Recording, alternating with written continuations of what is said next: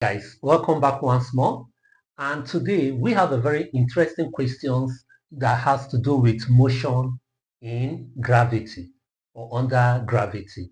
All right, so let's look at the question, and it states at exactly 2 p.m.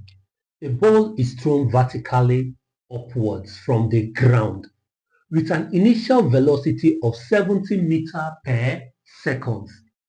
At what time will the ball return to the ground? So we are already told that the ball is thrown with an initial velocity of 70 meters per second. So our initial velocity, u, is equal to 70 meters per second. Now, and we are asked at what time will the ball return to the ground? T is given to us. We don't know.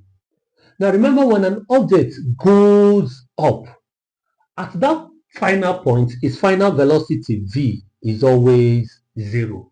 When an object is going up, when it attains that point before it starts coming down, that point it attains is its final velocity and it is always 0. So now, to solve this question, which equation would we use? We have u, we have t, we have v. Remember, this is acceleration due to gravity, so our g is always 10 meter per second square. So we have u, we have t, we have v, we have g. I think the equation of v is equal to u minus, because it is going upward, minus gt will do justice to this question. Now let's fix in the values. Our v is 0 meter per second is equal to, what's our u? 70 minus our g is what? 10. We are looking for c. Okay, so to simplify this further, we take minus 10t to this other side and it becomes 10t is equal to 70. So divide both sides by 10. So t is equal to 7 seconds. So it takes the object 7 seconds to go up. Therefore, for the object to return also, it will take it 7 seconds. So total time